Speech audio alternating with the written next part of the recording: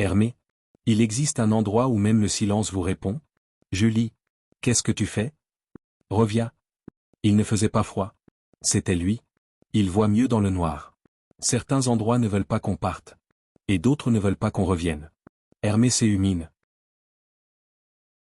En octobre 2014, 3 étudiants français en anthropologie sont partis en Roumanie pour un documentaire amateur sur les légendes de la forêt de Oaia Baciu, près de Cluj-Napoca. Seuls 2 d'entre eux sont revenus. Leurs vidéos retrouvées sur une carte SD boueuse, enterrée près d'un arbre marqué d'un symbole inconnu, n'ont jamais été publiées intégralement. Voici ce que contenait l'une des séquences, reconstruite à partir de leurs journaux et de l'enquête locale. On est entré dans la forêt à 17h42. Le soleil descendait, la lumière était étrange, presque verte. Julie s'est arrêtée devant un arbre en disant qu'elle avait entendu un murmure. On pensait qu'elle blaguait. Mais elle a pointé son micro vers un tas de feuilles. Sur l'enregistrement, un souffle. Et un mot. Hermé. Reste point à 19h10, on est tombé sur un cercle d'arbres parfaitement alignés. Au centre, un tronc était gravé d'un symbole qu'aucun de nous ne reconnaissait. Julie a pris une photo. La pellicule a brûlé à la révélation. Littéralement. Comme si le feu était sorti de l'image. On campait à peine à 10 mètres du cercle. À 3h23 du matin, Julie est sortie de la tente en silence. Les caméras de surveillance l'ont montré marcher droit vers la brume, comme si elle suivait quelque chose. Elle ne s'est jamais retournée. Son dernier mot sur l'audio, il est dans les arbres. Les 2 autres, Thomas et Adrien, sont revenus 3 jours plus tard. Déshydratés, en état de choc, incapables d'expliquer ce qui s'est passé. À leur retour, ils ont été retrouvés devant l'aéroport de Cluj-Napoca, assis côte à côte, les yeux bandés avec des morceaux de tissu arrachés à leur tente. Lorsqu'on leur a demandé pourquoi, Thomas a simplement répondu. Ils voient mieux dans le noir. En analysant la dernière vidéo de leur caméra thermique, on distingue une forme humanoïde, mais les proportions ne sont pas humaines.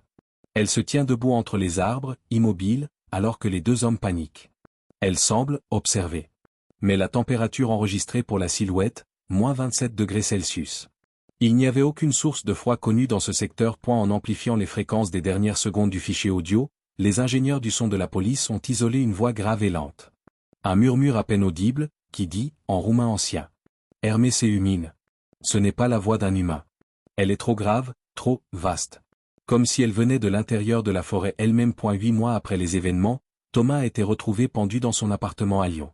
Pas de lettres, pas de traces de lutte. Sur son mur, gravé avec ses ongles, il n'est jamais parti. Adrien, lui, a été interné. Silencieux pendant des semaines, il s'est enfin remis à parler.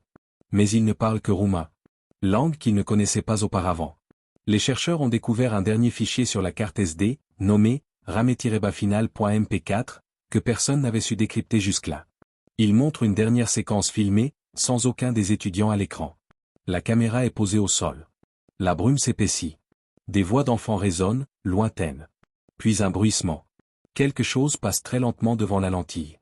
Une silhouette, grande, maigre, la peau noire comme du charbon, sans visage. Elle se penche vers la caméra. Et murmure, dans un souffle grave, inhumain. Hermé. L'écran devient noir. Puis une image flash une fraction de seconde, une photo du groupe des 3 étudiants, prise avant le voyage. Ils sont 5. Le fichier a été confisqué par les autorités roumaines. L'enquête est classée sans suite. Mais selon certaines rumeurs, des groupes ésotériques se réuniraient désormais dans la clairière de Oaia Baciu. On raconte qu'à minuit, si l'on reste absolument immobile, on peut l'entendre respirer derrière soi. Mais surtout, ne vous retournez pas.